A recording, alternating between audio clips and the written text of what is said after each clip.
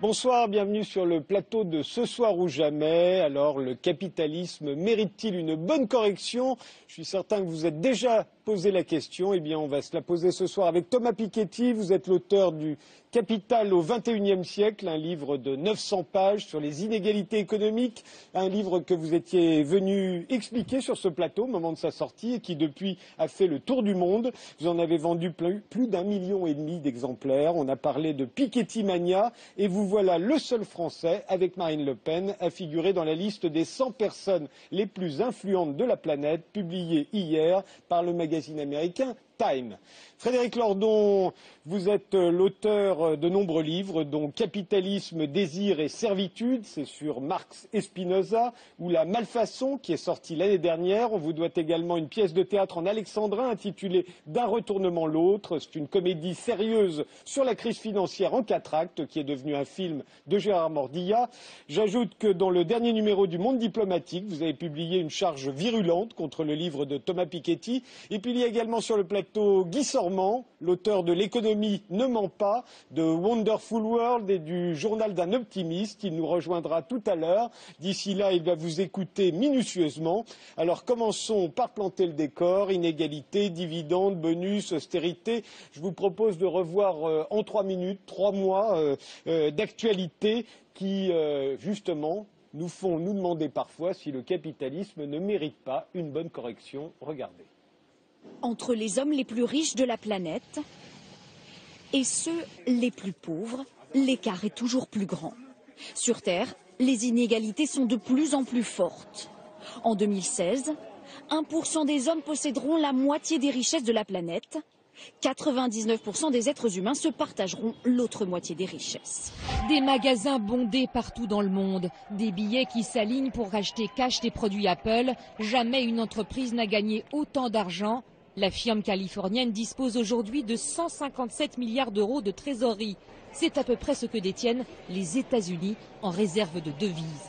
Pour échapper au fisc, Apple place ses bénéfices principalement en Irlande, destination finale les îles Vierges britanniques. La marque à la pomme aurait réussi à limiter son taux d'imposition à environ 2%. 180 milliards d'euros, à titre de comparaison, c'est le produit intérieur brut d'un pays comme le Portugal. C'est aussi 2,5 fois ce que rapporte en France l'impôt sur le revenu. 180 milliards d'euros, c'est la somme dissimulée au fisc par la branche suisse de la banque britannique HSBC.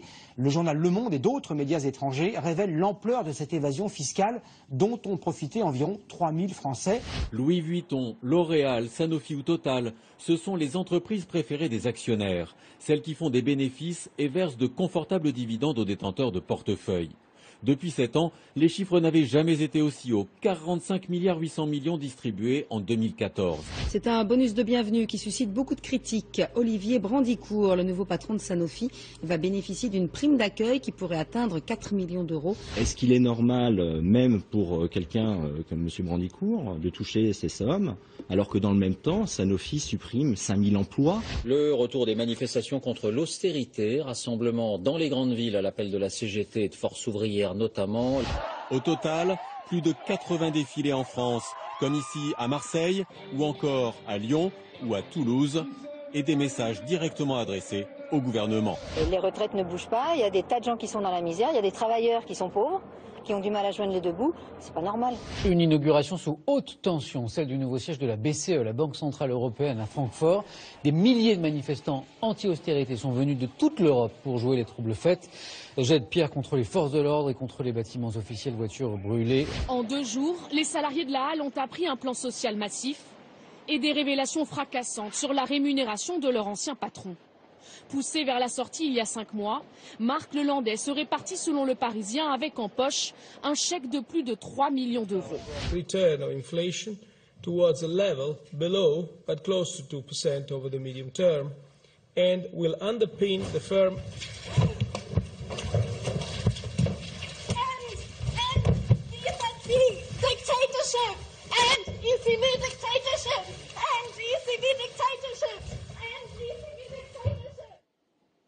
Thomas Piketty, pour vous, quel est le problème aujourd'hui? Ce sont les inégalités qui se creusent, c'est ça qu'on voit là, et c'est ce qui expliquerait le succès international de votre livre? Oui, bon, moi le succès de mon livre, je l'attribue aussi au fait qu'il y a beaucoup de gens dans beaucoup de pays qui en ont assez, qu'on leur explique que tout ça est trop compliqué pour eux, que les questions économiques et financières doivent être laissées à un petit groupe d'experts qui disposeraient d'une science tellement sophistiquée que le reste du monde ne peut pas comprendre. Ce qui est évidemment une immense blague. Les questions économiques ne sont pas des questions techniques, ce sont des questions politiques, citoyennes. Et j'essaye de montrer dans mon livre que l'histoire de la répartition des revenus et des patrimoines, c'est pas simplement une histoire économique, c'est une histoire politique, sociale, culturelle, que chacun doit se réapproprier. Et donc le succès du livre, je crois que ça montre que voilà, dans beaucoup de pays, avec des problématiques différentes, parce que chaque partie du monde, chaque pays a sa propre histoire avec les inégalités. Aux États-Unis, il y a cette peur que ce groupe des 1% les plus riches capture le processus politique et ait une influence sur les institutions démocratiques américaines qui dépasse vraiment l'entendement. En Europe, on est dans une situation qui est un peu différente. Je pense qu'en Europe, on voyait cet extrait là avec le président de la Banque centrale européenne, on a quand même réussi le tour de force de transformer une crise qui au départ venait des États-Unis, venait du secteur financier privé américain et des excès de dérégulation financière, et on l'a transformée par notre seule faute en une crise de la dette publique, alors qu'au départ on n'a pas plus de dette publique qu'aux États-Unis et au Japon, et on trouve dans l'histoire, et c'est ce que je montre dans mon livre, on trouve des niveaux de dette publique plus élevés que ce qu'on a aujourd'hui. On s'en est toujours sorti, il y a toujours plusieurs façons de s'en sortir. Mais par notre seule faute, par notre rigidité doctrinaire, on a transformé ça en une crise très grave de chômage d'abord en Europe, parce que la question des inégalités en Europe actuellement, c'est d'abord le chômage des jeunes. En Europe du Sud, l'égoïsme de l'Allemagne, mais aussi de la France, a conduit à imposer une purge budgétaire totalement insensée, parce que quand on a des taux de chômage des jeunes d'un quart, ou parfois presque de la moitié de la population, et un PIB qui a chuté d'un quart, un niveau d'activité économique qui a chuté d'un quart depuis 5 ans, comment voulez-vous réduire la dette? Donc on marche complètement sur la tête, et je crois que c'est tout ça qui provoque des énervements. Et puis aussi un écart parfois abyssal entre les proclamations des gouvernements et la réalité de ce qu'ils font. Et quand j'entends François Hollande, il y a quelques jours, qui était en Suisse et qui disait « Ah ben ça y est, il n'y a plus de problème avec la Suisse, ça y est, on a tout réglé », alors que rien n'a été réglé. Et des scandales financiers, des scandales fiscaux avec des grandes sociétés multinationales qui paient moins d'impôts que des petites et moyennes entreprises, on en a tout le temps. Des affaires comme l'affaire Cahuzac, ça pourrait recommencer aujourd'hui. On n'a toujours pas de transmission automatique d'informations bancaires de la Suisse vers la France. Donc aller expliquer comme ça aux gens, comme le faisait Sarkozy il y a quelques années, il n'y a plus de paradis fiscaux, on a tout réglé, c'est très grave, parce que le jour où les gens se rendent compte que ce n'est pas vrai, eh bien forcément, ils sont pas contents. Frédéric Lordon, pour vous, quand vous voyez ces images, vous dites le problème est où? Ouh là là, mais le problème, si vous voulez, j'ai l'impression que ces images ne saisissent qu'une partie assez superficielle du problème, en réalité, et que le problème du capitalisme, dont nous ne voyons ici que une configuration historique très particulière, qui est la configuration néolibérale. Le problème du capitalisme est plus général que ça. Je pense que, et c'est la raison pour laquelle nous sommes impérieusement requis de penser le capitalisme, c'est-à-dire de le penser de manière aussi profonde et aussi critique que possible, c'est que le capitalisme pose problème à la société. On pourrait même dire qu'au-delà des simples questions d'austérité, etc., le capitalisme pose des problèmes de type civilisationnel. Et moi, il m'a semblé, c'est la raison pour laquelle j'ai fait cet article dans Le Monde diplomatique auquel vous avez fait référence, moi, il me semble que les inégalités, au sens des inégalités monétaires, des inégalités de revenus ou de patrimoine, n'offrent que, alors même que leur spectacle est choquant, n'offre qu'une, n'offre qu'une des manières les moins puissantes et peut-être même les plus superficielles de saisir ce problème que nous sommes requis de penser. Alors, bien sûr, c'est très intéressant de penser les inégalités en soi, mais pour aller au-delà, il faut se donner un autre concept du capital que celui qui est donné dans le livre de Thomas Piketty, à savoir le capital comme fortune, le capital comme patrimoine, ce qui permet de dire des choses très intéressantes sur les inégalités, mais qui ne permet pas de penser au-delà et qui ne permet de rien penser de ce que nous avons réellement à penser. Rien penser, ça fait pas beaucoup, quand même. Non, rien de penser de ce que nous avons à penser, qui va bien au-delà des inégalités proprement monétaires. Alors, si vous voulez, il faut, de ce point de vue, prendre un autre point de vue sur le capital, qui nous permette de faire apercevoir qu'il est une réalité sociale beaucoup plus profonde et beaucoup plus puissamment structurante, pour apercevoir dans toute leur ampleur les effets qu'il produit sur la société. Si bien que, en ce point, on est rendu à un point de bifurcation où, en quelque sorte, deux avenues s'offrent à nous. On peut penser le capital comme patrimoine, mais avec simplement la chance d'interroger les inégalités elles-mêmes et finalement rien au-delà, c'est-à-dire de ne pas porter la critique plus profondément au cœur du capitalisme. Ou on peut penser le capital sous ce point de vue que moi j'appelle de mes voeux, mais qui est un point de vue inspiré du marxisme, qui est le capital comme rapport social, qui n'a rien à voir avec le capital comme patrimoine. Et je dirais même davantage le capital comme rapport social de domination. Et c'est avec cette vue seulement, me semble-t-il, que nous pouvons interroger le capitalisme en son cœur, et donc le contester en son cœur. Et il va sans dire qu'on a là deux trajectoires intellectuelles qui emportent des conséquences politiques qui sont profondément différentes.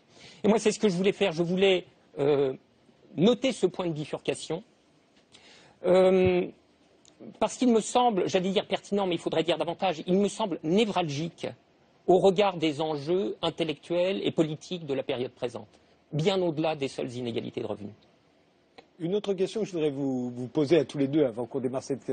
Comment vous voyez le capitalisme l'un comme l'autre? Est-ce que c'est l'état naturel des choses ou est-ce que c'est une idéologie qui a triomphé de toutes les autres et qui aujourd'hui est dans une position hégémonique? Thomas Piketty. Il n'y a jamais rien de naturel dans l'économie en général et en particulier dans le capitalisme. Ce sont des institutions légales, un système légal, un système de propriété. Et je voudrais dire que moi je suis tout à fait d'accord avec Frédéric Lordon sur le fait que l'inégalité de la propriété du capital, c'est pas d'abord une inégalité d'argent, une inégalité monétaire, une inégalité de pouvoir d'achat, c'est d'abord une inégalité de pouvoir. C'est-à-dire ce qui se joue vraiment dans les inégalités extrêmes dans la répartition du capital, c'est d'abord le pouvoir. Ça peut être le pouvoir politique à travers le financement de partis, de campagnes, mais d'abord le pouvoir dans les relations de propriété dans l'entreprise. Et je crois qu'il ne faut pas se tromper d'ennemi, Frédéric Lordon, et il ne faut pas opposer des solutions entre elles. Je pense que pour reprendre le contrôle du capitalisme et pour transformer les relations de propriété, et pour dépasser les relations de propriété privée basées sur la domination et le pouvoir. On a besoin à la fois de solutions de type impôt, transparence fiscale, mais c'est jamais suffisant.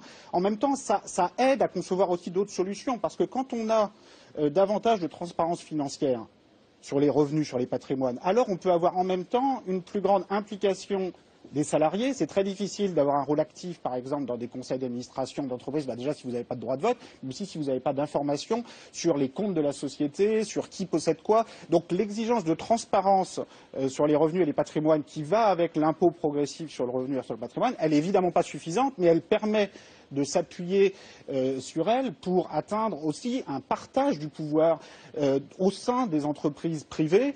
On a aussi besoin de développer des formes de propriété qui ne sont ni la propriété privée ni la propriété publique. On a aussi besoin de propriété publique. Donc c'est cet ensemble de dispositifs institutionnels qui peut permettre de dépasser le capitalisme et en particulier de démocratiser profondément les relations et les rapports de production. Donc je crois qu'il ne faut pas opposer les différentes solutions entre elles et serait vraiment se tromper d'ennemi. On va voir après en ce qui concerne les solutions. Pour vous, c'est une idéologie, le capitalisme? Je voudrais reprendre la question de la naturalité telle que vous l'avez posée. On sait très bien, et en particulier depuis les travaux d'Albert Hirschman, par exemple, que la naturalisation des faits sociaux est le tour de rhétorique le plus caractéristique des pensées conservatrices et même réactionnaires. Et on voit très bien pourquoi. Donner à croire que les ordres sociaux sont des ordres naturels, c'est laisser entendre qu'ils sont immuables comme tels. Et donc c'est opposer une fin de non-recevoir, mais quasi épistémologique, à toute revendication de transformation sociale. C'est un peu comme si les gens voulaient descendre dans la rue au motif qu'ils considèrent que l'accélération de la pesanteur est trop importante. 9,80 mètres secondes moins 2, c'est trop. On se sent un peu lourd, on voudrait moins, etc. Bon, rentrez chez vous, ceci n'est pas possible. Et c'est ça le message qui est systématiquement véhiculé par toute cette rhétorique de la naturalité, du capitalisme, de l'économie, etc. Une rhétorique qu'alimente spécialement tout le discours de la théorie économique dominante qui prétend qu'on peut dégager des lois de l'économie ou des lois du capitalisme. Et c'est une pente dans laquelle vous êtes allé, voilà, raté, c'était forcé, dans laquelle vous êtes allé dans votre livre. Oh, je ne crois pas, non. Mais si, quand même. Les relations, soyons clairs, les relations de propriété sont toujours des relations extrêmement violentes. Et j'insiste là-dessus d'un bout à l'autre de mon livre, en particulier les relations de propriété internationale. Quand un pays possède un autre pays, enfin, c'est toujours très compliqué de payer. Quand est-ce qu'un pays possède un autre pays? C'est arrivé à l'époque coloniale, ça peut arriver encore. Beaucoup de pays africains se retrouvent à reverser une bonne partie de leur production, beaucoup plus que toutes les aides internationales dont on parle, en dividendes, en loyers. Alors c'est toujours très compliqué de payer des loyers à son propriétaire, même quand vous êtes simplement sur votre logement en France ou à Paris. Mais quand il s'agit de pays qui versent dans leur ensemble des loyers ou des dividendes à d'autres pays, ce qui est aussi le cas aujourd'hui de pays comme la Grèce ou l'Irlande, qui, parce qu'elles sont possédées en grande partie par des investissements étrangers, sont dans cette situation. Alors ces relations de propriété, d'après la théorie économique, c'est quelque chose qui est mutuellement profitable, apaisé, sympathique, efficace. Mais dans la vraie vie, c'est pas du tout comme ça que ça se passe. Donc quand je raconte l'histoire de la possession par la France et le Royaume-Uni d'une grande partie du reste du monde en 1914, Frédéric Lordon, est-ce que je raconte une relation apaisée? C'est une relation qui allait avec des relations de domination militaire. Donc je ne sais pas quel livre vous avez lu exactement, mais quand je parle de l'importance du capital négrier dans l'Amérique d'avant 1865, est-ce que je parle d'une relation de propriété apaisée entre le propriétaire de l'esclave et l'esclave? Donc la relation de propriété, là je prenais la forme la plus extrême, la plus violente, mais elle est toujours violente, quelle que soit sa forme. Et un des objectifs centraux de la réflexion que j'essaie de développer dans le livre, c'est de savoir comment on peut réguler ces relations de propriété. L'impôt progressif sur le capital est un des modes de régulation. Ça ne va pas régler tous les problèmes, mais notez bien qu'avec des taux suffisamment importants sur les détentions importantes de patrimoine, ça rend quand même la propriété privée temporaire et non plus permanente. C'est-à-dire que si sur les détentions très importantes de patrimoine, vous êtes obligé de redonner de fait à la collectivité 5% ou 10% ou autant que nécessaire compte tenu du taux de reproduction observé à ce niveau de patrimoine. Ça n'est pas le cas pour l'instant. C'est pas le cas, mais là on a un débat sur ce qu'il faudrait faire. Eh bien, c'est quelque chose qui rend la propriété temporaire et non plus permanente, ce qui est quand même un changement, c'est pas un petit changement technique dans la régulation de la propriété. Par ailleurs, ça ne suffit pas. Et je pense qu'il faut, dans le même temps, avoir une implication, notamment des salariés dans les entreprises, dans les conseils d'administration des entreprises. Vous critiquez beaucoup l'Allemagne, Frédéric Lordon, mais par exemple, sur les conseils d'administration des entreprises, les salariés ont des droits de vote qui sont insuffisants, mais qui, par rapport au capitalisme français, où les employeurs, les détenteurs des entreprises n'ont jamais accepté autre chose qu'un rôle purement consultatif et ont passé leur temps à expliquer que des salariés qui auraient trop de pouvoir, ce serait catastrophique. Mais Volkswagen, ça ne les empêche pas de produire des bonnes voitures. Les syndicats sont plus puissants en Allemagne parce qu'ils sont simplement plus de membres. C'est aussi lié au rôle qu'on leur donne. C'est-à-dire que si vous donnez un rôle actif aux salariés de devoir décider dans les entreprises, c'est aussi ça qui permet d'avoir une plus forte implication. Et pour finir, Volkswagen, vous avez une partie des droits de vote pour les salariés, vous avez 20% des droits de vote pour l'État régional, qui n'est peut-être pas parfait, mais qui suit une autre logique que simplement un actionnaire privé qui cherche à maximiser son rendement. Donc tout ce partage du pouvoir, je ne suis pas en train de prendre le capitalisme rénan comme le modèle absolu parfait, mais c'est pour dire qu'il y a plusieurs façons déjà d'organiser le partage du pouvoir, et il faut aller plus loin. Et ce n'est pas parce que l'abolition de la propriété privée sous sa forme soviétique a été un échec que la réflexion sur la propriété doit s'arrêter. Donc moi je pense que le dépassement du capitalisme privé demeure possible, demeure indispensable. Simplement les relations de propriété sont des relations compliquées. Donc les solutions ne seront pas les mêmes dans le secteur des médias, où on a aussi besoin de dépasser la propriété privée, la société par action. Ne seront pas les mêmes dans le secteur de l'éducation, dans le secteur de l'automobile. On a besoin de secteurs proprement publics, on a besoin de secteurs intermédiaires. Donc c'est toutes ces relations de propriété qui sont tout sauf des relations apaisées. Et vous avez raison de dire que la théorie économique nous raconte un monde enchanté sur ces relations, mais qui n'est absolument pas le monde que je décris. Donc, à nouveau, ne vous trompez pas d'ennemi. Alors, Frédéric Lordon. Non, c'est-à-dire Thomas Piketty a dit tellement de choses, là, d'un coup, que, évidemment, c'est difficile de... C'est un livre un peu long, j'ai essayé de le résumer. Oui, c'est difficile de répondre méthodiquement, mais bon, en même temps... on ne va pas faire un débat sur le livre de Piketty non plus, qui est paru il y a 2 ans. Oui, en effet. Non, j'ai lu un livre dont les options intellectuelles me paraissent disparates. Elles sont multiples et disparates. Parce que le réel est compliqué. Oui, non, mais non. Additionner des points de vue théoriques hétérogènes ne peut pas se justifier par la soi-disant complexité du réel. Je veux dire, l'entreprise qui est explicite dans le livre, par exemple, de dégager des lois fondamentales du capitalisme, puisque c'était de là que nous sommes partis, c'était la question de la naturalité, est l'un de ces points de vue qui participe à la naturalisation du capitalisme, même si par ailleurs elle est dans le livre mitigée par une série d'autres éléments tels que ceux que vous avez dit, sans pour autant d'ailleurs que tout ce dont vous venez de parler remette en cause si peu que ce soit la réalité des rapports sociaux du capitalisme qui consacrent l'empire de ce que Bernard Friot appelle la propriété lucrative sur l'organisation de la production. Je ne suis absolument pas sûr que faire entrer les salariés dans les conseils d'administration procède d'autre chose qu'une manœuvre un petit peu retorse d'associer le salariat à ce type de rapport social dans lequel, en définitive, et malgré tous les amendements que ce type de dispositif peut apporter, dans lequel le salariat conserve la position dominée. Ça dépend combien de sièges ils ont, quand même. S'il n'y a plus de sièges pour les actionnaires, là, mais non, quand bien même ils auraient un équilibre. Mais oui, mais quand bien même ils auraient beaucoup de sièges, ceci n'ôterait pas le principe directeur qui régit toute l'organisation de la production. Même s'ils les ont tous. Ah, mais alors dans ce cas-là, ça changerait complètement. Alors dans ce cas-là, on sortirait effectivement du capitalisme. Regardons l'équilibre exact, parce que je ne pense pas que vous voudriez un système où l'apport supplémentaire en capital n'apporte aucun droit de vote. Il y a un équilibre à trouver, qui est un équilibre compliqué. Sinon, on l'aurait déjà trouvé depuis longtemps. C'est pas ça. Non, c'est pas qu'on l'aurait trouvé depuis longtemps. C'est qu'il y a des forces extrêmement puissantes dans le système qui empêchent toute recherche de solutions institutionnelles alternatives. Et le lendemain matin, elles n'ont pas toujours mis en place les systèmes. Donc il faut y réfléchir. Et à nouveau, ne vous trompez pas d'ennemi. Je suis triste que vous n'ayez rien trouvé dans le livre qui vous intéresse. Je pense qu'il y a quelques éléments. Non, je pense que c'est. Je crois en tout cas, je ne crois pas dans des lois universelles. Je pense que tout ça, c'est une histoire sociale, une histoire politique. Moi, je me vois plus comme chercheur en sciences sociales que comme économiste, parce que je pense que les frontières entre l'économie, l'histoire, la sociologie sont tout sauf claires, et je pense qu'on devrait pouvoir être d'accord là-dessus.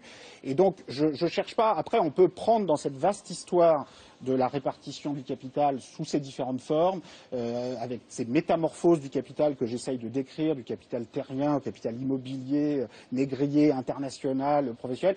On peut trouver matière pour des réflexions qui ne sont pas univoques. Les gens peuvent tirer des conclusions différentes sur ces formes de régulation, et n'ayez pas une lecture trop unidimensionnelle de tout ça. Je crois que les options théoriques qu'on pose dès le départ, et notamment celles qui ont trait à la définition du capital, engage toute la pensée dans une certaine direction et exclut un certain nombre de choses auxquelles il n'est plus possible d'accéder à partir du moment où, par exemple, on s'est engagé dans la définition du capital comme patrimoine.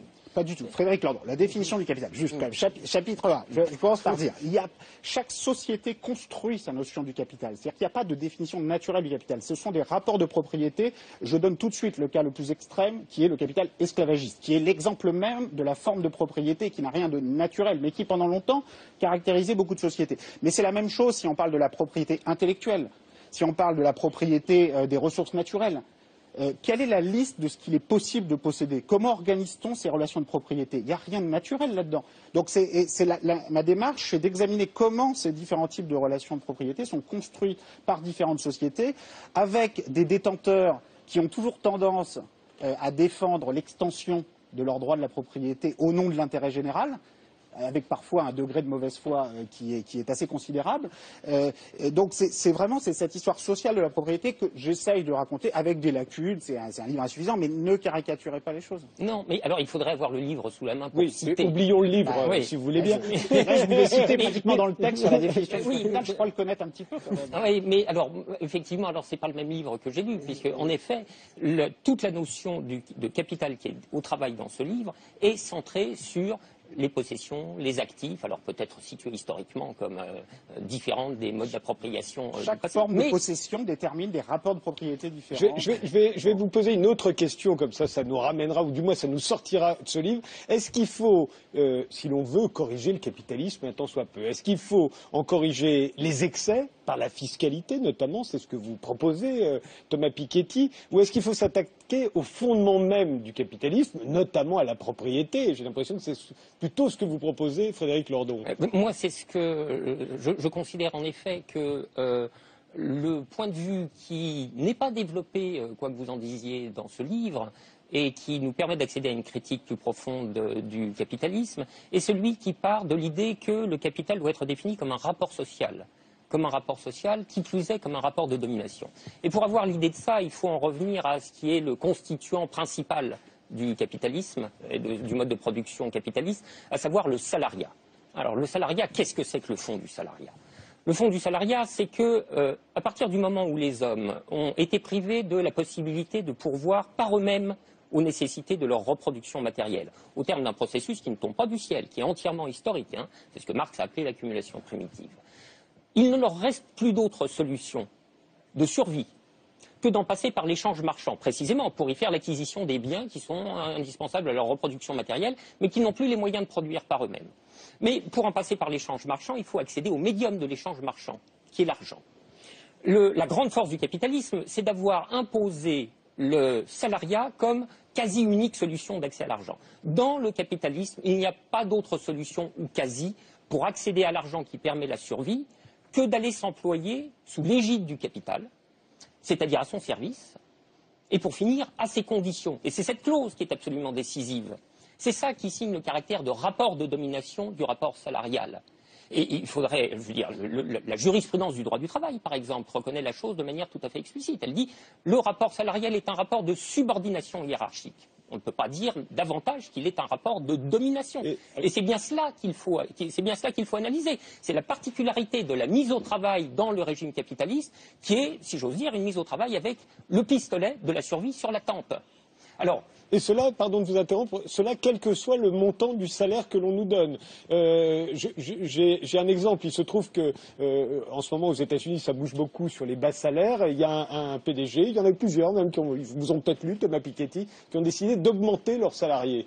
On l'a vu hier notamment. On va le regarder tout de suite. Il a augmenté considérablement ses salariés. Vous nous direz, Frédéric Lordon, si ça suffit justement à améliorer leur sort, à votre avis, ou est-ce que, au contraire, ça n'a rien à voir? Regardons.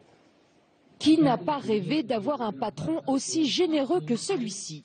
Et vous allez désormais recevoir un salaire minimum de 66 000 € par an. Euphorie des employés immortalisés par les télés américaines. Joli coup de pub pour ce patron de 30 ans, Dan Price, devenu la coqueluche des médias. Ses 120 salariés vont toucher minimum 5 500 € par mois. Je vais sans doute pleurer quand je vais annoncer ça à ma mère. Pour financer l'opération, Dan Price va raboter son propre salaire de 90%, épuisé dans les bénéfices de l'entreprise. L'inspiration lui est venue après la lecture de cette étude, selon laquelle le bonheur des employés atteindrait sa plénitude avec un salaire de 66 000 € par an. Ce cadeau est d'abord un acte militant. Je veux contribuer à la réduction des inégalités dans ce pays. Et si le grand patronat américain veut aussi faire un effort, alors je serai content. Car la pression monte sur la question des bas salaires. Manifestations dans tout le pays contre les grandes chaînes accusées de sous-payer les employés malgré la reprise. McDonald's ou encore les hypermarchés Walmart ont augmenté les salaires pour atteindre péniblement 10 € de l'heure. On est loin du bonheur à 66 000 € par an.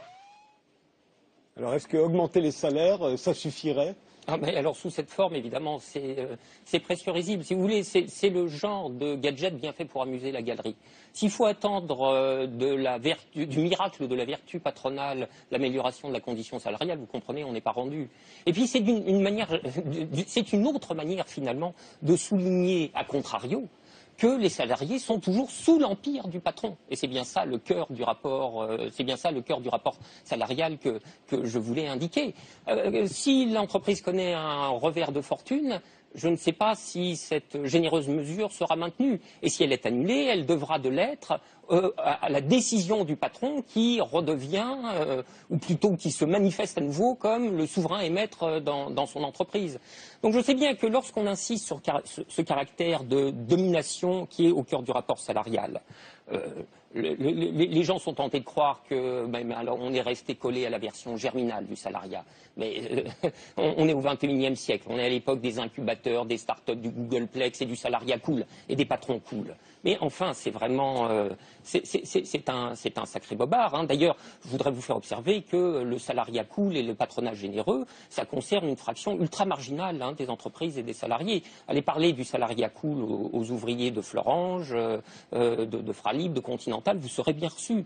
Bon, et la deuxième chose, c'est que même le salarié le plus cool de l'entreprise la plus cool, au patron le plus cool, si un jour les choses tournent au vinaigre, on lui montrera de nouveau la porte et la menace par la porte, c'est-à-dire le retour à l'équation de base de la survie. Tu vas devoir trouver un autre capitaliste auprès duquel t'employer, etc., etc.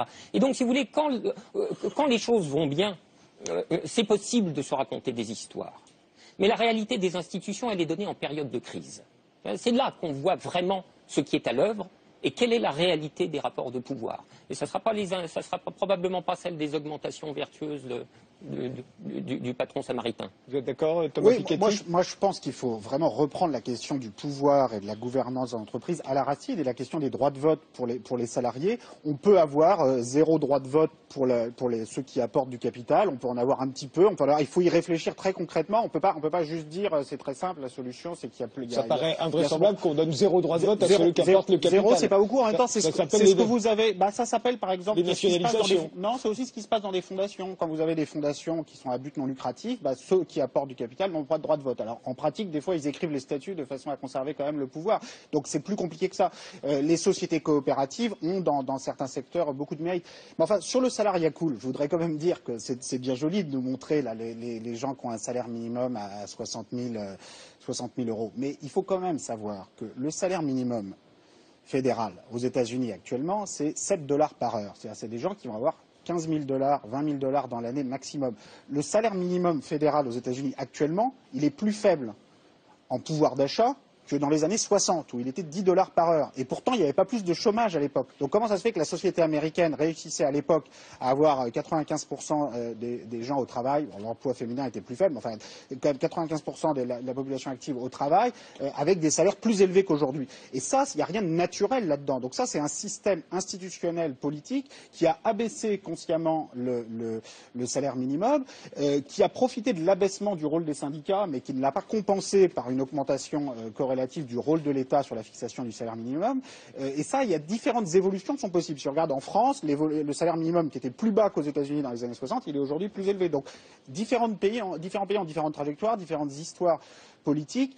C'est aussi les politiques d'investissement dans la formation qui, aux États-Unis, au-delà de l'organisation du marché du travail, qui sont extraordinairement inégalitaires. Vous savez, il y a tout un discours hyper méritocratique sur l'accès aux études, l'accès aux emplois cool et bien payés.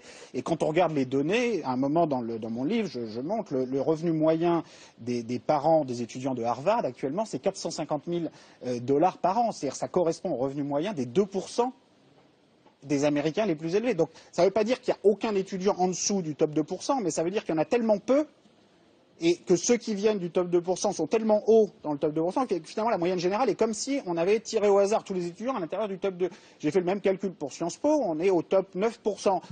Donc il y a une hypocrisie dans les discours qui sont tenus dans les élites, dans les différents pays, aux États-Unis de façon extrême, mais aussi en France, pour présenter les choses, les inégalités sous un angle harmonieux, justifié, ou avec un discours sur la méritocratie, et puis une réalité qui est quand même très crue et souvent très différente. Donc tous ces discours, il faut absolument les passer au crible de la critique, les mettre sur la place publique, et c'est ce à quoi j'essaye de contribuer à faire. Alors justement, à ce propos, les inégalités se sont réduites entre 1945 et 1980 à peu près.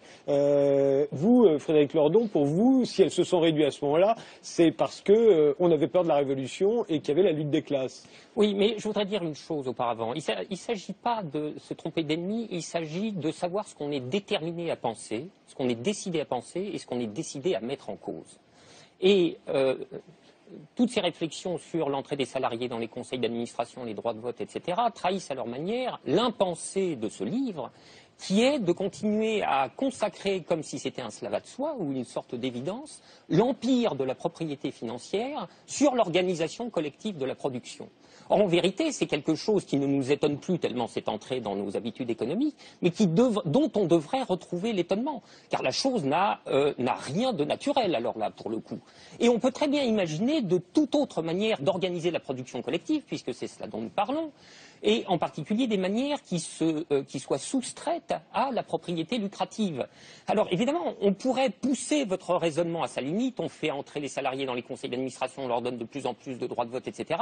Et puis on aurait une discontinuité à la limite. Il y aurait un moment où, effectivement, on sortirait du capitalisme et on s'apercevrait que la propriété financière est totalement dispensable. On peut s'en passer. Et en vérité, à la propriété financière, il faudrait substituer la propriété d'usage. C'est-à-dire le fait que les moyens de production n'ont pas à appartenir à des personnes privées. Les moyens de production doivent revenir à ceux qui s'en servent, à ceux qui les exploitent, sous la modalité de l'usage. Et ceci est nous débarrasser totalement de la propriété financière et restituer aux collectifs de travail, appelons-les les entreprises si l'on veut, leur véritable nature telle qu'elle est systématiquement occultée par l'idéologie capitaliste, qui est la nature de communauté politique. Dès que des hommes s'assemblent pour faire quelque chose, il y a de la politique. C'est une communauté politique.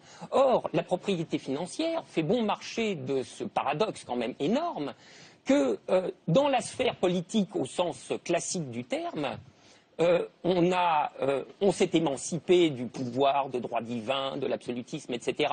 Et au moins formellement, on a consacré le principe un homme, une voix, l'égalité de participation, etc., etc. Même s'il ne faut pas en demander trop aux institutions parlementaristes de la démocratie. Mais enfin, sur le papier, les principes ont été dits, ils ont été écrits. Or, quand les hommes rentrent sur leur lieu de travail, pour 8 heures, tout ceci est suspendu.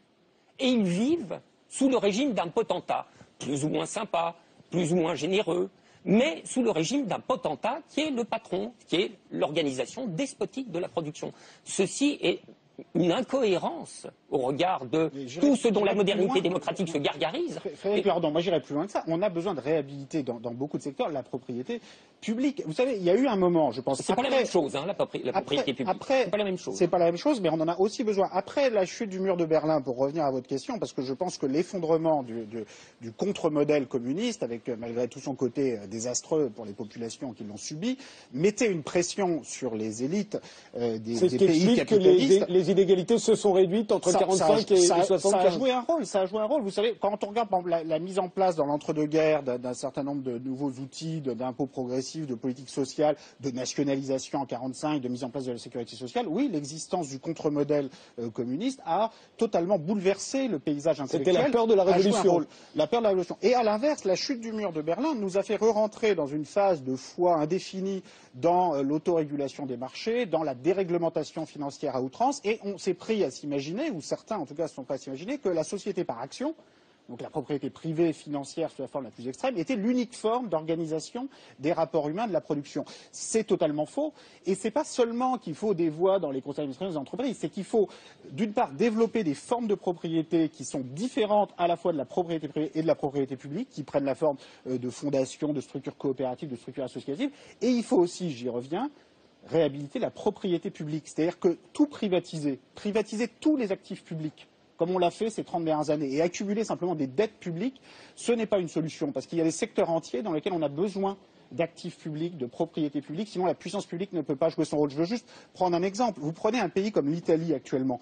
Les dettes publiques en Italie dépassent la valeur des actifs publics. Ça veut dire que même si le gouvernement italien vendait toutes les écoles, tous les hôpitaux, tous les actifs publics, il n'aurait même pas de quoi rembourser ses dettes.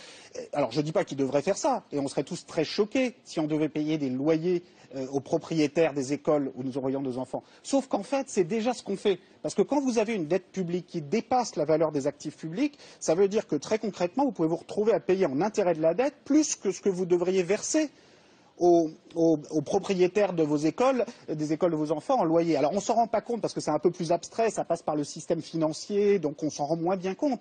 Mais la réalité est la même. Très concrètement, dans un pays comme l'Italie actuellement, le gouvernement va payer chaque année l'équivalent de 5-6% du PIB en intérêt de la dette, alors que le budget total de toutes les universités en Italie, c'est 1% du PIB, 5 fois moins.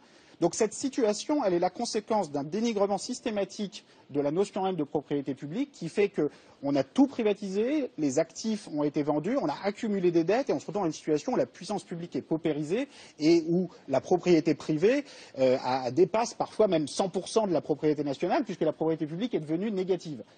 Donc ça, c'est une des conséquences, je pense, lointaines de la chute du mur qui nous a entraînés dans cette phase de extrême idéologique. Avec Lordon. Moi, je voudrais poursuivre mon fil. Je pense que Thomas Piketty prolonge plus qu'il ne répète son livre dans ce qu'il nous dit là, car je persiste à croire que le point de vue des inégalités monétaires a pour effet de masquer ce qui est plus important et qui a à voir avec le fait que le capitalisme est un système d'inégalité politique. Et c'est ça le point qui est décisif à mes yeux. Et cette inégalité politique prend naissance dans une certaine configuration de rapports sociaux, dans laquelle d'ailleurs il faut bien voir que le chantage à la survie qui s'exerce au niveau des individus se prolonge presque nécessairement en un chantage qui est exercé sur le corps social en son entier. Pour quelle raison? Mais parce que, sans surprise, le capital occupe dans la structure générale du capitalisme une position privilégiée, qui est une position d'asymétrie.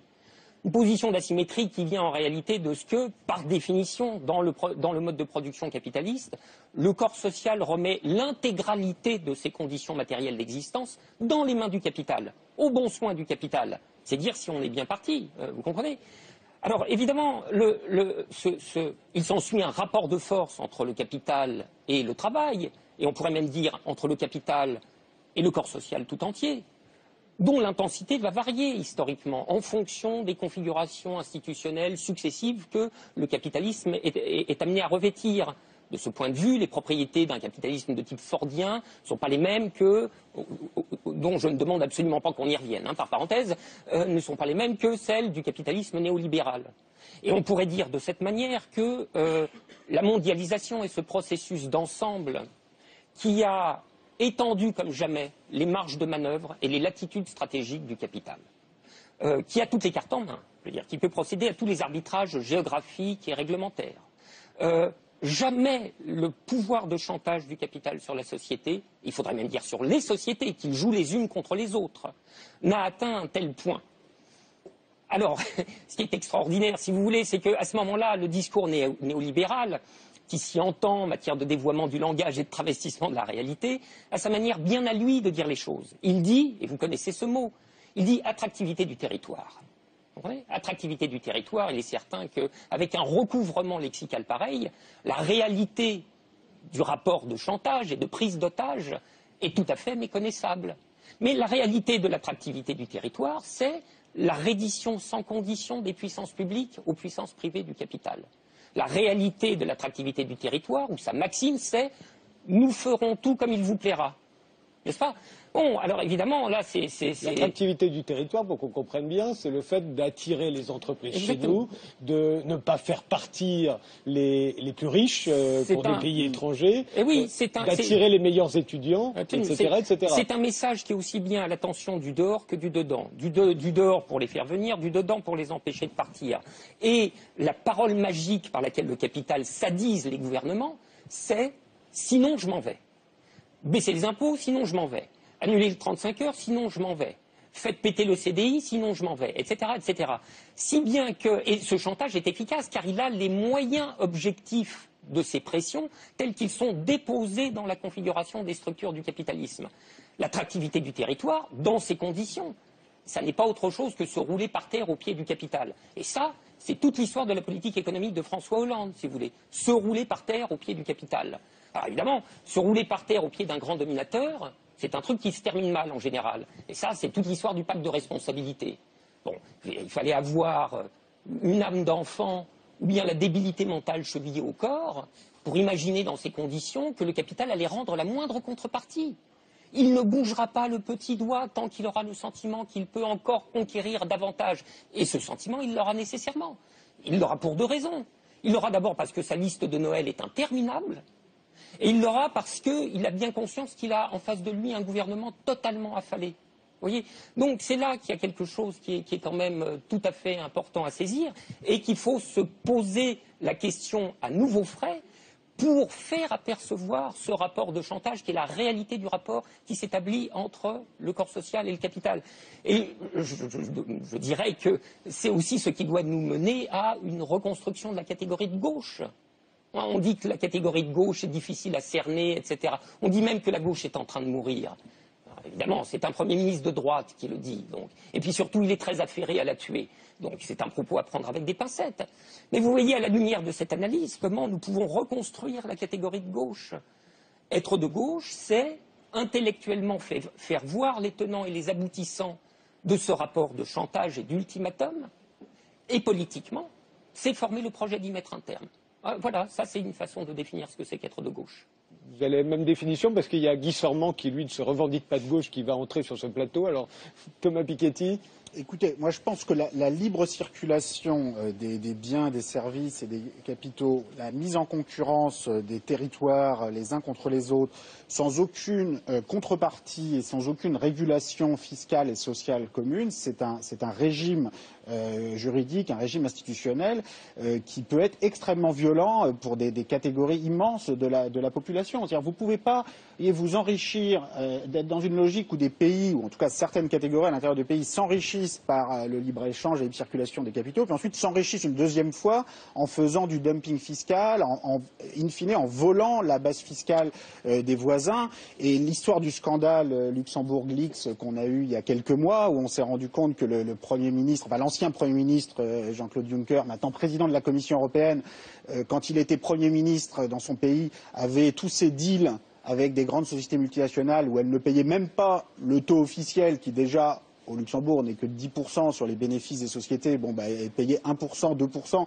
Et il est arrivé dans toute la presse européenne pour dire c'est pas de ma faute, il fallait que je trouve une stratégie de développement pour mon pays, il y avait la désindustrialisation, donc j'ai eu une grande idée, c'était de devenir un paradis fiscal en siphonnant la base de mes voisins. Enfin, il y a quelque chose quand même d'indécent là-dedans. Et là, je crois que c'est le régime institutionnel lui-même de l'Europe actuelle qui empêche de mettre fin à ça. Parce qu'il ne suffit pas de s'excuser, ce n'est pas le problème de Juncker individuellement ou du Luxembourg par rapport à la France, parce que, comme le disait Frédéric Lordon, chaque pays, finalement, individuellement, quel que soit son parti politique au pouvoir officiellement, finit par se comporter de la même façon et finit par se mettre dans cette stratégie de vouloir finalement sauver sa peau en essayant de trouver sa niche dans le système global, sauf que collectivement, l'avenir des pays européens en particulier, il n'est pas dans l'investissement, dans l'optimisation fiscale.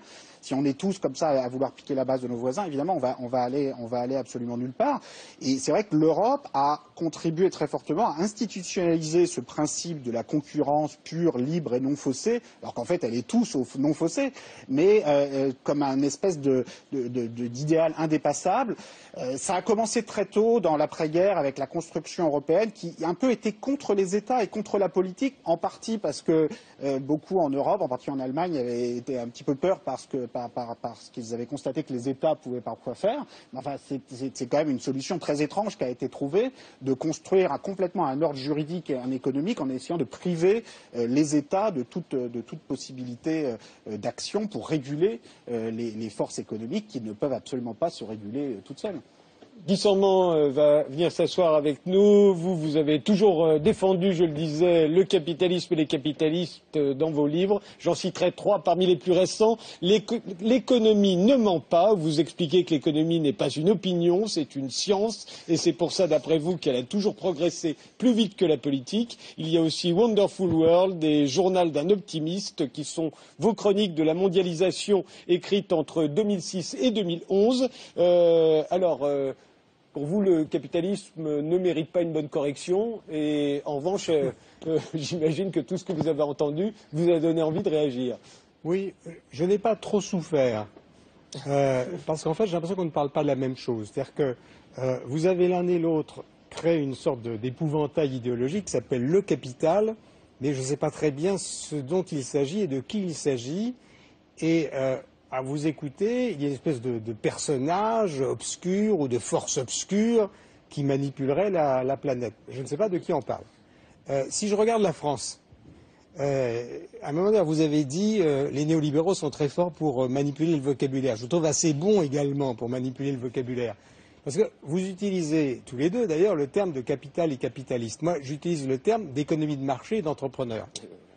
Alors, qui manipule le langage? C'est vous ou c'est moi? Je serais tenté de dire un peu tous les deux. C'est-à-dire qu'en vous écoutant, et ça c'est mon côté libéral, c'est-à-dire que tout le monde a un peu raison. Ce que vous dites est un peu vrai, mais ça n'est pas totalement vrai. Si on regarde un pays comme la France, bon, en gros, à la louche, un quart des Français travaillent dans le secteur public, donc échappent, je dirais, à la loi du capital ou de l'économie de marché. Une moitié de Français travaillent dans des toutes petites entreprises. On ne peut pas vraiment dire, sauf exception, qu'on est dans des rapports de force. Je crois que les destins du salarié et du patron sont quand même plutôt liés. Et puis vous avez une dernière partie qui, dans les grandes entreprises, entre dans le modèle que vous décrivez. Mais le modèle que vous décrivez, c'est une toute petite partie de ce modèle. Donc je crois que vous réduisez l'ensemble de la réalité à une figure unique, diabolique, indéfendable. Parce que qui va défendre le capital, les capitalistes, surtout qu'on ne les définit pas. Bon. Donc ça m'a beaucoup choqué, ce jeu sur le vocabulaire. Vous nous avez un peu roulé dans la farine par le vocabulaire. Bon. L'autre, alors là, absence dans le discours, c'est tout ce qui concerne la croissance. C'est-à-dire que vous considérez l'un et l'autre, me semble-t-il, comme ça superficiellement, je sais que ce n'est pas vrai parce que je vous ai lu, mais à vous écouter, on a le sentiment que la croissance est une donnée, que c'est fixe. Et la croissance n'est pas une donnée fixe, c'est-à-dire que la croissance exige des circonstances et des principes qui ne sont pas toujours moraux. Je ne prétends pas que l'économie soit morale. Je ne prétends pas que l'économie de marché soit morale. Ce n'est pas son rôle. Son rôle, c'est de produire des richesses et de produire une immense classe moyenne à l'échelle mondiale, ce qui s'est quand même produit depuis 25 ans. Donc là, je trouve que vous êtes un peu méprisant envers ce que vous appelez le capitalisme et moi ce que j'appelle l'économie de marché, et un peu méprisant vers ses résultats. C'est-à-dire que, dépassons les frontières de la France et de l'Europe, le monde a été transformé depuis 25 ans grâce à ce que vous n'aimez pas, l'européanisation, la mondialisation, les échanges et le remplacement de l'État totalitaire du type soviétique ou chinois par le monde de l'entreprise, aussi imparfait soit-il. Donc mes deux principales critiques, encore une fois, c'est que vous faussez le débat par le vocabulaire, vous inventez un épouvantail pour mieux le transpercer, et vous oubliez totalement que ce qui change notre vie, en particulier des plus pauvres, bah oui, plutôt en bien, globalement. Le problème de l'économie, c'est qu'on raisonne toujours globalement. On peut toujours, voilà, c'est un petit peu la limite. Ouais. Mais globalement, c'est plutôt en bien. Nous vivons mieux, nous vivons plus longtemps, et grâce à cet objet, à ce système totalement imparfait, je suis prêt à partager toutes vos critiques sur les inégalités, les rapports de force. Cet objet n'est pas un objet moral, il est le produit non pas de la nature, il est le produit d'une histoire, qui a généré petit à petit un système auquel la planète s'est ralliée. Et je crois que la planète ne s'y est pas ralliée sous l'emprise de ce diablotin non nommé, le capital, qui vous manipule, il s'est rallié du fait même de l'expérience. Oui, toute dernière observation, et je me tais. Non, mais je vous redonnerai la parole après. Ah, mais je sais, mais on ne sait jamais. Quand on l'a, il ne faut pas lâcher. C'est comme le ballon. Vous savez bien. Lâchez pas le ballon.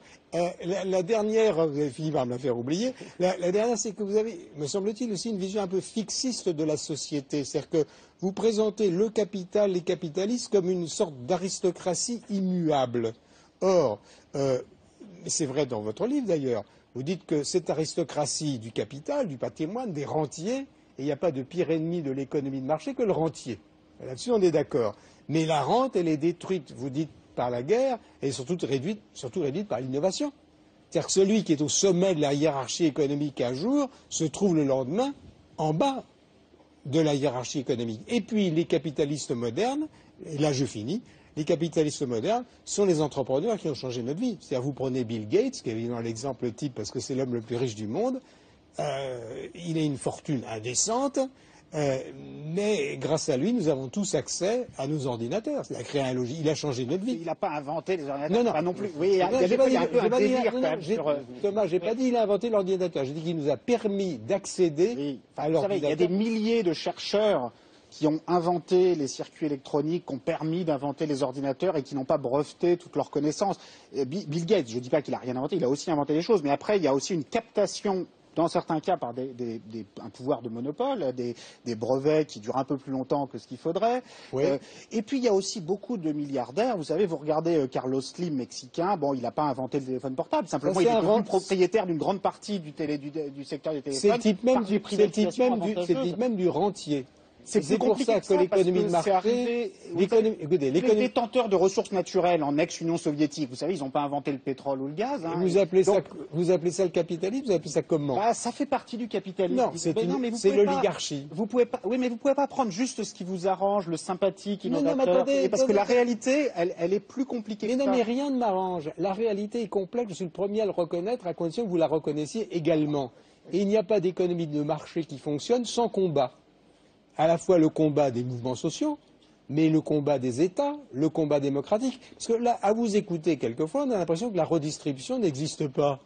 Or, l'économie de marché est devenue supportable. Je dis supportable, je ne l'idéalise pas, parce que les revenus sont massivement redistribués. Et je trouve ça très bien. Oui, mais ça, c'est remis en cause par la concurrence fiscale entre États. Quand on arrive dans une situation où les plus grandes sociétés multinationales paient un taux effectif d'imposition qui est plus bas que celui des petites et moyennes entreprises, et là, vous avez quand même une remise en cause.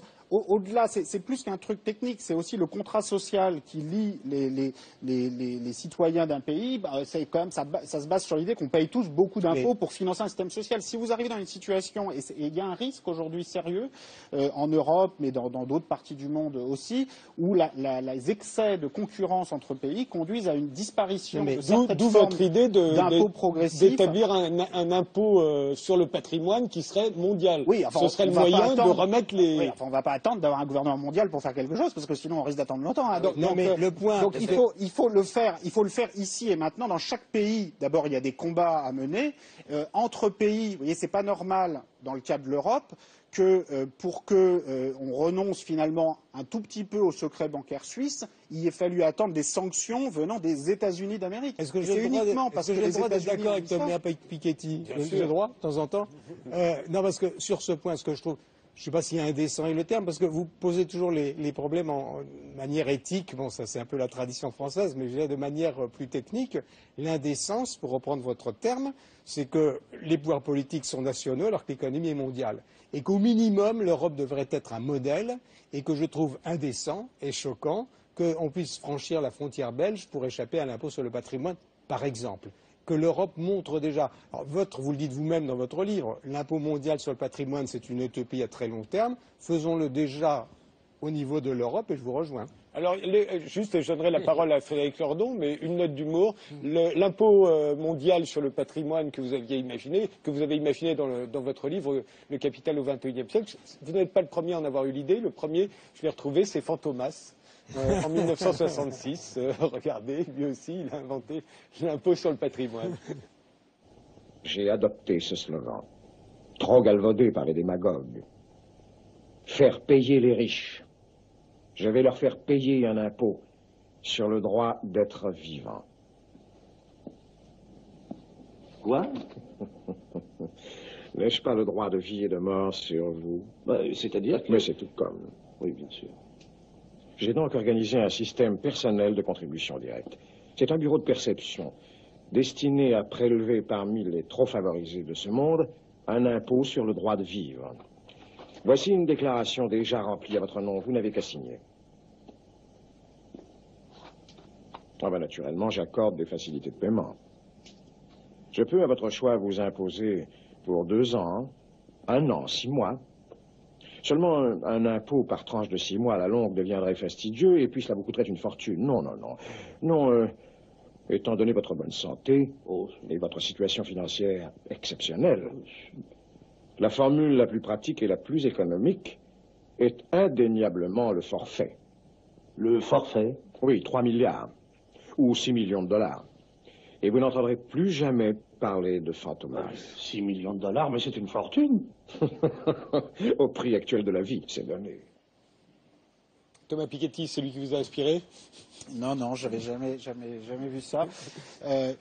Non, mais écoutez, moi je pense qu'on peut, on peut faire des progrès, c'est le moins qu'on puisse dire en Europe. C'est-à-dire que là, on se retrouve dans une situation où on parle beaucoup, on dit en permanence qu'on résout les problèmes de paradis fiscaux, tout le monde est pour, même Guy Sormand, mais sauf qu'en fait, on ne fait rien en réalité. Ce qu'il faut bien comprendre, c'est que c'est le système institutionnel européen lui-même, constitutionnel presque, qui l'empêche. C'est-à-dire que quand on érige en principe quasi constitutionnelle la règle de l'unanimité sur les questions fiscales, ça veut dire que dès le départ, un pays comme le Luxembourg ou chaque autre pays peut dire « Ah très bien, parlez autant que vous voulez, mais nous, dans notre coin, on fera autre chose et vous ne pourrez rien dire ». Donc tant qu'on n'a pas la possibilité sur un plus petit noyau de pays de pouvoir prendre des décisions à la majorité, il n'y a juste aucune chance que cela change. Et donc, il faut aller, c'est une question, vraiment, les institutions démocratiques, ou plutôt l'absence d'institutions démocratiques au niveau européen, qui produit cette situation. Frédéric Lordon, qu'on n'a pas entendu. Mais en réalité, on peut toujours invoquer des solutions européennes, ou alors, quand on a plus d'ambition, carrément des solutions mondiales, etc. À ceci près qu'il faut se poser la question de leurs conditions de possibilité. Je veux dire, pour que des institutions soient efficientes, il faut qu'elles soient adossées à des communautés politiques constituées. C'est de ces communautés politiques constituées, c'est de cet adossement que des institutions tirent leur force exécutoire. C'est bien parce qu'il n'y a aucune communauté mondiale, par exemple, que l'ONU est une institution sans force. Et c'est bien parce qu'il n'y a aucune communauté politique mondiale véritable que l'impôt mondial sur le capital est une vue de l'esprit. Alors, comme tu as d'ailleurs l'honnêteté de le reconnaître. En Europe, mais des raisons très profondes également s'opposent à ce que, pour l'heure, une communauté politique véritable, européenne, intégrée, constituée, soit à l'œuvre. Ça, c'est très conservateur de dire non, ça. Laissez-le terminer. Un instant. Il faut se rendre compte que une démocratie européenne instituée n'est pas seulement l'effet d'un jeu de mécanos constitutionnels formels.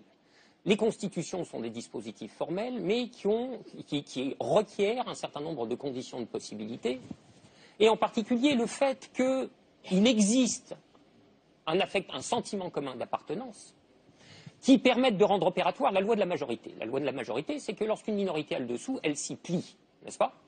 Il faut que le sentiment. Il y a rien de naturel dans ce sentiment d'appartenance. Mais ça se construit historiquement. Oui, voilà, absolument. Mais ne soyons pas conservateurs. Non, mais il s'agit ni d'exclure qu'un sentiment d'appartenance européen se constitue, ni de le présupposer déjà là.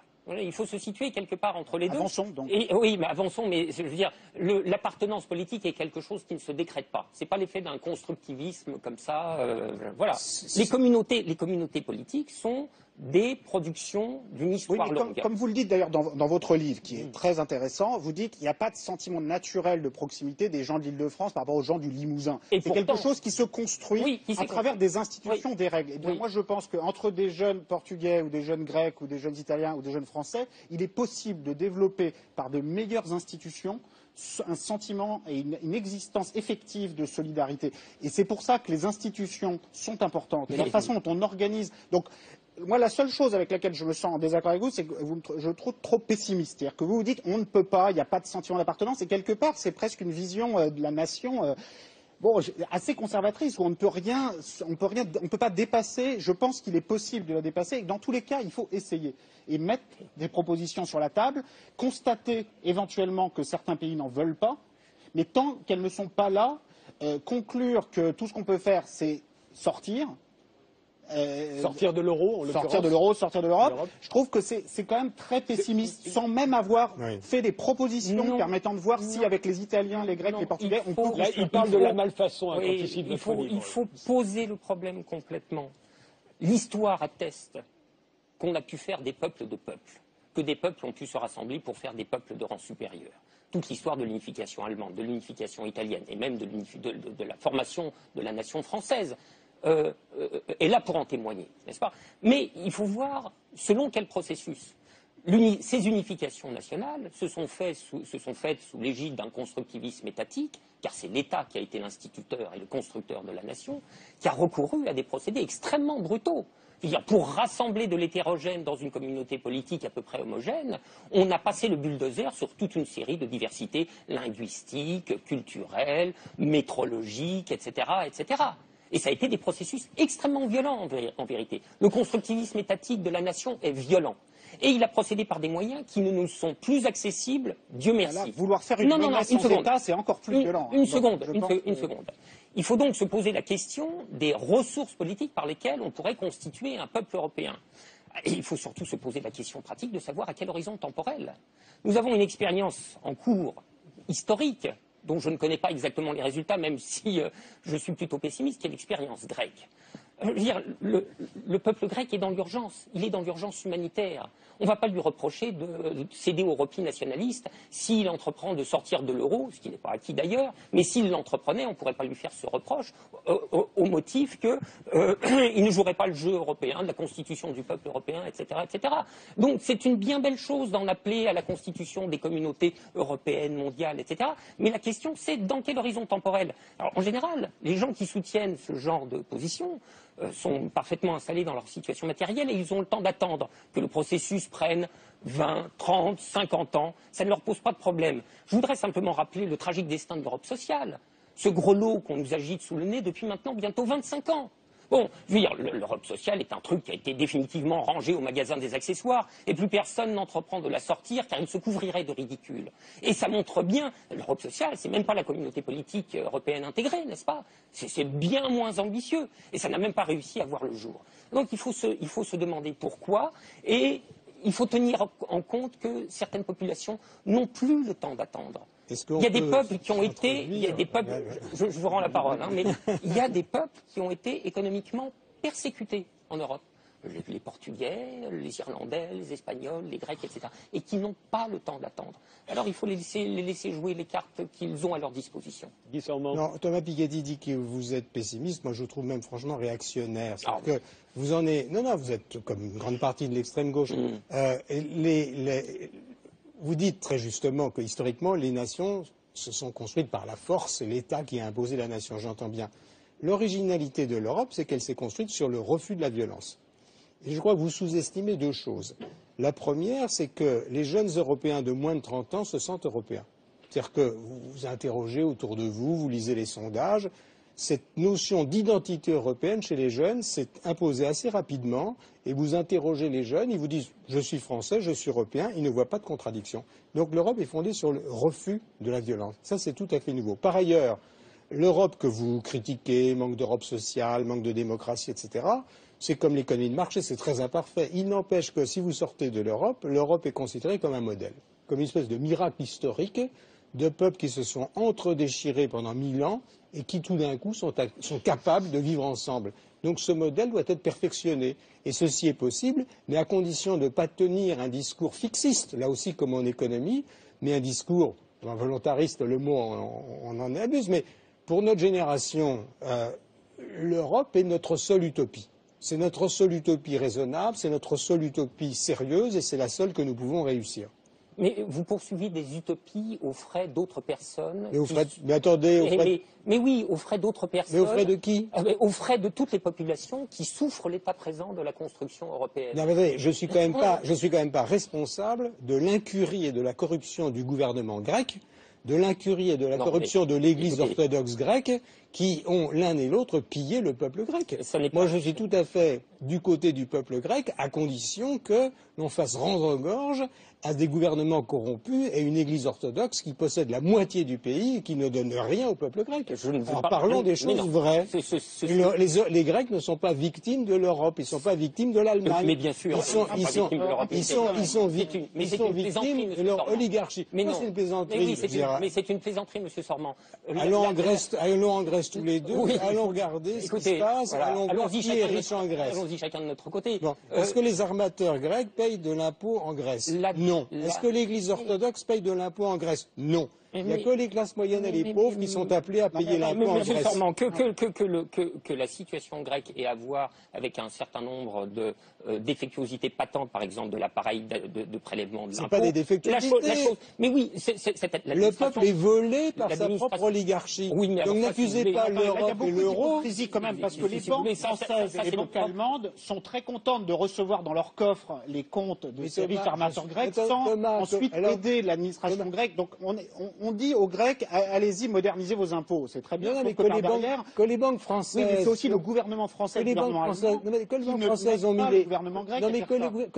ont mis les mains dans le pot de miel et ont été complices de cette corruption. Par ailleurs, sur la crise de la dette en Grèce, il faut quand même, il y a quand même quelque chose d'incroyable, une amnésie historique quand même de la part de l'Allemagne et aussi de la France, qui consiste à dire vous allez repayer pendant 20 ans, pendant 30 ans un excédent budgétaire invraisemblable, alors que la France et l'Allemagne sont deux pays qui, après la Seconde Guerre mondiale, n'ont jamais repayé leur dette publique. Et on s'en est débarrassé soit par l'inflation, soit par des annulations de dettes purement et simplement. Et maintenant, ce sont ces mêmes pays qui vont expliquer à l'Europe du Sud, ah non, inflation zéro, aucune annulation de dette, il faudra repayer pendant 30 ans. Le plan actuel européen vis-à-vis de la Grèce, qui est toujours en vigueur, et que personne n'accepte à Berlin, à Paris, à Bruxelles de renégocier. Officiellement, les Grecs sont censés avoir un excédent budgétaire de 4% du PIB, ce qui est absolument gigantesque. À nouveau, le budget total de toutes les universités, c'est à peine 1% du PIB. On est censé avoir cet excédent de 4% du PIB pendant des dizaines d'années pour nous rembourser, nous. Mais les jeunes Grecs, ils ne sont pas plus responsables de tout ça que les jeunes Limousins, les jeunes Bretons, les jeunes Français. Donc cette idée qu'on va passer des décennies à les faire payer, mais c'est totalement absurde. Donc on sait que ça ne va pas se produire et en même temps on refuse. Et le gouvernement allemand actuellement a une très lourde responsabilité, mais le gouvernement français a une très lourde responsabilité également. Et donc voilà, c'est un peu facile de juste dire les armateurs grecs. Et deux choses. Bon. Et on en finira avec la Grèce. Après. Oui, on en finira avec la Grèce. Mais bon, un mot. Moi, je suis tout à fait d'accord sur votre analyse. Ce que l'on demande à la Grèce est impossible et indécent. Mais il n'est quand même pas interdit que les Grecs se posent la question, encore une fois, du pillage de la Grèce par leur propre oligarchie. La pose. Le gouvernement qui vient de l'élire se la pose. Sur l'Église orthodoxe, c'est pas très clair. Deuxième point, je ne comprends pas l'obsession en Europe, peut-être imposée par l'Allemagne, j'en sais rien, sur ce déficit budgétaire à 3%. Pourquoi 3% ? On ne sait pas. Ce chiffre a été lancé complètement par hasard il y a des années parce qu'il fallait un chiffre. Et le déficit budgétaire n'est pas, en tout cas pour un pays comme la France, ce n'est pas un problème majeur. Le problème majeur, c'est celui de la croissance et du plein emploi. Moi, je me fiche totalement du déficit budgétaire. Aussi longtemps, d'ailleurs, qu'on peut s'endetter sur le marché mondial et des taux d'intérêt négatifs, pourquoi ne pas en profiter? Donc là, il y a une espèce de dérèglement de la pensée économique. Et si je peux alors revenir en arrière, parce qu'il y a un truc que vous avez failli me donner un urticaire, quand vous avez dit, même Sorman est d'accord pour une réglementation au niveau européen contre la rente, en gros, contre l'abus de position dominante. Le fondement, vous le savez très bien, de l'économie de marché depuis Jean-Baptiste Say, c'est de lutter contre les rentiers. C'est la glorification excessive de l'entrepreneur contre les rentiers. Les libéraux français du XIXe siècle, ils ne voulaient pas de l'impôt sur le revenu, et c'est uniquement avec la loi du 15 juillet 14 pour financer la guerre contre l'Allemagne que ça a été voté. Donc, le concept n'existait pas. Les Américains, je crois qu'ils l'ont inventé les premiers d'ailleurs. Même les Britanniques pays capitalistes. On est les derniers à l'avoir. Non, je veux dire simplement que l'économie de marché, elle est fondée, comme vous le savez, sur la destruction créative, le principe de Schumpeter, l'innovation, l'entrée constante des entrepreneurs nouveaux sur le marché. Et moi, mon combat intellectuel très très modeste, si vous voulez, c'est de lutter contre l'abus de position dominante et de permettre justement à l'augmentation constante du nombre d'entrepreneurs pour avoir une rotation sociale et pas une oligarchie qui s'installe. Alors justement, puisqu'on s'achemine vers la fin de cette émission, Guy Sorman, si vous deviez corriger le capitalisme, un tant soit peu, ce serait quoi, vous, aujourd'hui ? Tel qu'il existe aujourd'hui. Être beaucoup plus sévère sur les abus de position dominante, c'est-à-dire sur les grands groupes, si vous voulez, qui abusent de leur pouvoir. Par exemple. À cet égard, prenons Microsoft et Google. C'est très intéressant de voir que l'Union européenne est beaucoup plus sévère contre ces deux entreprises, d'ailleurs, qui abusent de leur position, que le gouvernement américain. Donc il faut aller dans cette direction. Et il faut permettre la multiplication du nombre des entrepreneurs. Aujourd'hui, il est extraordinairement difficile d'entrer sur le marché. Le marché est bloqué par de très nombreuses réglementations, par une administration pleine de bonne volonté, mais qui ne se rend absolument pas compte qu'elle est destructrice d'emplois. Et elle est bloquée quelquefois par une alliance entre les gouvernements et ces grands groupes, parce qu'avoir des grands groupes multinationaux, depuis Pompidou, c'est chic. Donc voilà, c'est l'économie de marché, c'est le soutien et la multiplication de l'esprit d'entreprise et du petit entrepreneur, qui parfois deviendra gros d'ailleurs. Frédéric Sordon. On est débordé par le flot de tout ce qui vient de se dire. On sait pas vous charriez. Non, je vous assure, on ne sait pas par quelle boule attraper. Il aurait fallu revenir sur la Grèce, votre émerveillement sur les splendides réussites de la construction européenne, etc., etc. Mais en réalité, on voit bien que vous ne pensez l'économie que dans une certaine direction qui a à voir avec une certaine définition de l'économie comme système de marché. Comme système de marché. En croissance après, c'est une propriété dérivée. Je veux dire, vous voyez, la manière dont on construit son objet intellectuel est décisive quant à ce qu'on va être en mesure de penser. Il y a plusieurs manières de définir l'objet de l'économie. Vous pouvez la définir comme système de marché, et dans ce cas-là, vous tirez comme le fil de la pelote tout le discours de la science économique. Entendez mes guillemets, car pour soutenir que l'économie est une science, il faut vraiment avoir bonne vue et un sacré moral. Ou vous avez une autre manière. Travaillez beaucoup. Enfin, laissons ça de côté.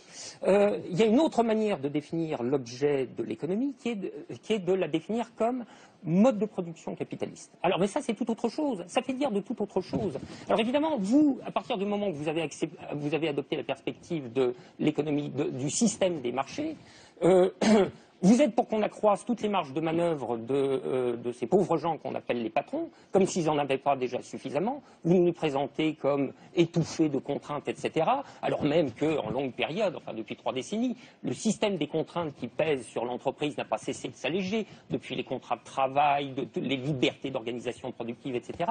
Mais il n'y en a jamais suffisamment. Et c'est ce que je disais tout à l'heure. La liste de Noël des capitalistes est sans fin. On n'en verra jamais le bout. Celle du MEDEF. Oui, mais non, mais celle de... Alors, croyez-moi. Celle du MEDEF qui représente le capitalisme, mais pas les entreprises. Mais bien sûr que si. C'est Jean-François Roubaud, le patron de la CGPME, qui a donné alors le nec plus des exigences du capital. Il a dit: nous voudrions des preuves d'amour. Vous voyez, représentativité nulle. Vous voyez, en plus les déductions, les exonérations, etc., maintenant, pour que ces gens-là daignent investir et embaucher, etc., il leur faut des preuves d'amour. Et c'est dans ces mains-là que sont remis les destins de toutes les personnes qui composent la population salariée et la population active. C'est tout simplement de la folie. Non, le grand malentendu, je reviens sur le MEDEF parce que tout le monde connaît, c'est de croire que le MEDEF représente les entreprises françaises. Il représente quoi? Il représente le CAC 40, quoi, en gros, les monopoles, les entreprises qui refusent la concurrence, celles qui vont se déplacer pour éviter l'impôt, et le gouvernement socialiste, mais je crois que c'était pareil avec le gouvernement précédent, négocie avec l'oligarchie capitaliste, là je suis prêt à utiliser ce terme, en imaginant que c'est ça le monde de l'entreprise, alors qu'on sait que ces gens-là ne créent pas un emploi en France. Alors Thomas Piketty, même question. Qu'est-ce que vous corrigeriez, vous, là, tout de suite? Oh, mais il y a beaucoup de choses qui peuvent être faites au niveau national. Je pense qu'on a besoin de sortir d'un régime en Europe là, qui a organisé l'austérité d'une façon terrible.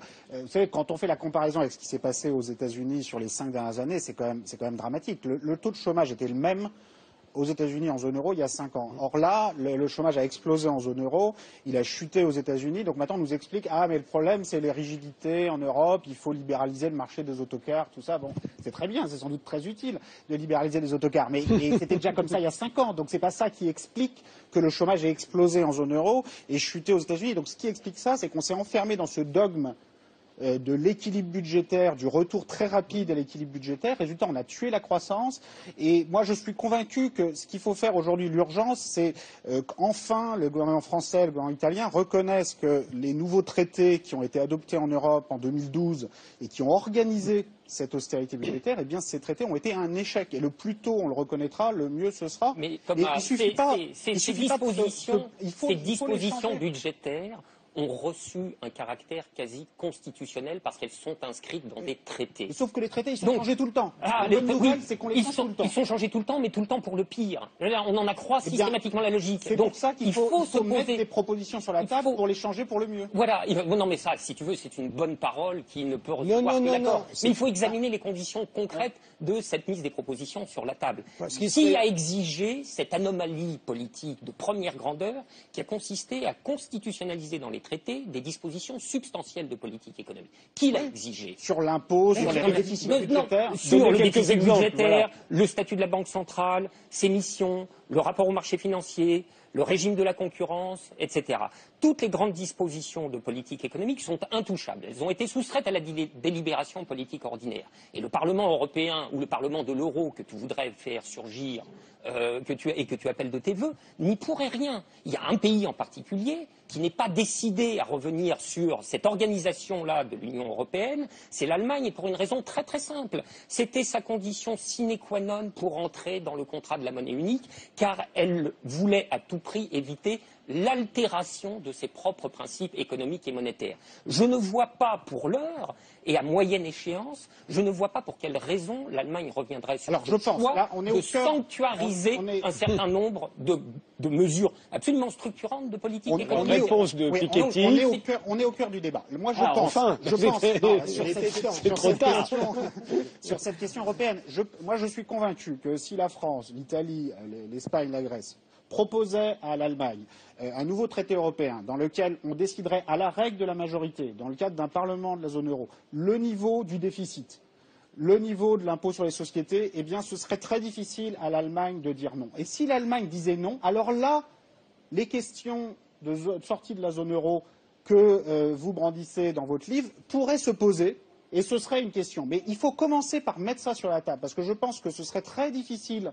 À la fois, l'Allemagne aurait très peur, effectivement, d'être mise en minorité par la France, l'Italie, par l'Espagne, qui, sans doute, dans un Parlement de la zone euro de cette nature, aurait choisi moins d'austérité, et on aurait eu plus de croissance et moins de chômage. Et c'est encore possible pour l'avenir. Donc l'Allemagne serait très tentée de dire non. Sauf que vous ne pouvez pas dire non à tout. Et actuellement, c'est très facile de dire non, parce qu'il n'y a rien sur la table. Et cette absence de proposition française, cette absence de proposition italienne, moi c'est ça. Donc dans votre livre, il y a deux propositions. Il y a sortie de la zone euro, et puis ensuite, vous le dites vous-même, pour vous démarquer de l'extrême droite, vous dites moi je vais avoir une politique d'ouverture par rapport aux populations immigrées, de régularisation, d'ouverture à cette immigration. Votre deuxième proposition me convainc plus que la première. Je pense que le risque avec la première proposition, sans même donner une chance à une refondation démocratique de l'Europe, c'est qu'au pouvoir, après une sortie de la zone euro, ce ne sera pas de sympathiques progressistes comme Frédéric Lordon. Ce sera plutôt, mais ce sera plutôt la droite de la droite qui, dans le scénario d'une sortie, dans le scénario d'une course nationaliste, vous déchaînez des énergies nationalistes en Europe, mais vous faites un apprenti sorcier, vous vous rendez pas compte. Je pourrais vous retourner exactement le compliment, car moi je crois que c'est précisément d'abandonner le thème de la sortie de l'euro au Front National qui nous garantit que si jamais un jour les populations finissent par envoyer des ruades et tout cul par-dessus tête, alors là, oui, le Front National sera le seul à ramasser la mise, et la sortie de l'euro, si elle doit s'effectuer, s'effectuera dans les pires conditions. Je dois dire que mon anticipation d'ailleurs, c'est que le Front National parviendrait-il au pouvoir, qu'il ne ferait pas la sortie de l'euro. Mais on ne peut pas abandonner au Front National, thème après thème, sinon j'ai l'habitude de dire qu'on va se retrouver à poil dans un tonneau à bretelles. On leur abandonne la critique de la finance, on leur abandonne la sortie de l'euro, on leur abandonne la condition ouvrière, Marine Le Pen a même dit les mots lutte des classes, et alors on déserte de tous ces peines. Ce débat sur la sortie de l'euro, il est légitime. Et moi, je ne suis pas de ceux qui disent on n'a pas le droit d'en parler, c'est impossible, on est rentré, c'est impossible de sortir. Je pense que vous avez raison de le poser et vous avez le mérite dans votre livre de dire clairement, voilà, moi je veux revenir au franc, aux marques, avec un système d'ajustement sur les taux de change, mais je veux vraiment sortir. Je pense que le débat est légitime. Simplement, avant d'en arriver à cette extrémité, je pense qu'il faut mettre sur la table une solution de refondation démocratique de l'Europe. Et si ces propositions sont effectivement refusées par l'Allemagne, par une majorité de pays, et s'il n'est pas possible de construire cette Europe-là, alors la question se posera différemment. Mais cette sortie unilatérale, sans même donner une chance à cette refondation démocratique, je ne la comprends pas. Alors, on abandonne les dernières secondes à Guy Sormand. Non, moi c'est simplement un vœu. Je voudrais qu'en France, nous ayons une approche non religieuse, non théologique des débats économiques. Parce que je crois que c'est le problème français, ça a toujours été le problème français. Nous sommes incapables de poser les problèmes économiques de manière réelle, concrète. On y introduit de l'éthique, de la morale, de la religion, etc. Et c'est ce qui pourrit le débat, et c'est ce qui explique la stagnation. Vous pensez que l'économie est une science, et ça c'est un acte de foi théologique. Non. Là, pour le coup, je suis d'accord avec Frédéric Lordon. Je ne considère pas. Je considère que l'économie est une assesse et il faut apprendre les faits. Si vous niez les faits, mais non, Monsieur Sormand, les faits n'ont jamais parlé d'eux-mêmes. Si vous les faits ne disent rien. Voilà, c'est l'empirisme le plus vulgaire qui considère que les faits parlent d'eux-mêmes. Les faits, c'est quand vous ouvrez votre fenêtre, vous considérez que les faits disent que la Terre est plate et que le Soleil tourne. Non, vous me faites penser. On fait parler les faits avec un point de vue, avec un point de vue intellectuel, avec un point de vue théorique. Vous me faites penser à l'Église catholique avant Vatican II. Tout ça, c'est du latin. Vous maniez très très bien le latin, mais les Français n'ont plus envie d'entendre la messe en latin. Amen. Un dernier mot. Oui, moi, je ne crois pas que la science économique existe. Moi, je me vois plus comme chercheur en sciences sociales. Je pense que les processus économiques sont toujours indissociablement culturels, sociaux, politiques. Et les économistes qui prétendent disposer d'une science à part, je suis pas très convaincu. Désolé. Non, mais moi non plus. Enfin, tout mon effort est de réintroduire la culture, l'histoire dans les faits économiques. Là-dessus, on est totalement d'accord. Je vous remercie tous les trois d'avoir participé à ce débat. On se retrouve la semaine prochaine. On se quitte avec Blik Bassi. Il est originaire du Cameroun et il nous chante One Love en langue bassa. Blik Bassi, c'est à vous.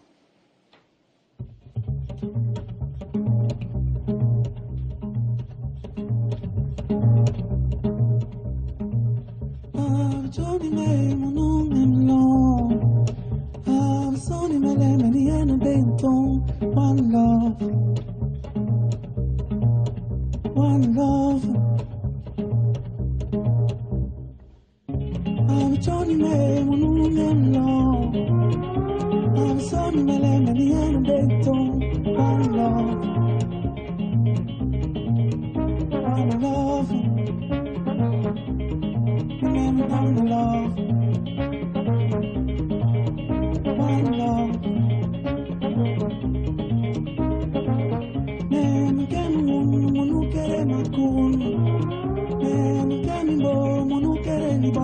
It's on the love, one love. Remember, it's on the love, one love. Man, it's on me every time and let me know. Man, you hate me every time and let me know. It's on the love, one love. Love, one love. Tom can be some tonic love. It couldn't get a warm, get a nick love, get a love. You one love. Remember, get a love. One love.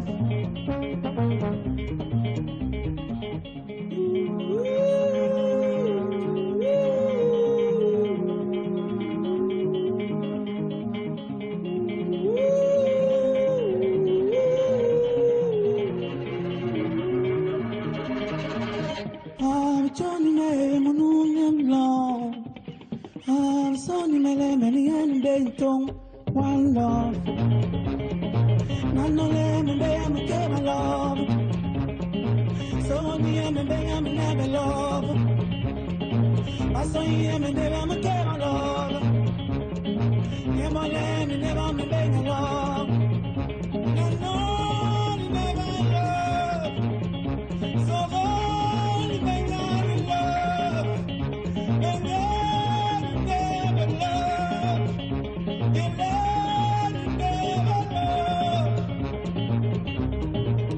One love, yeah, one love. You don't get my love. One love,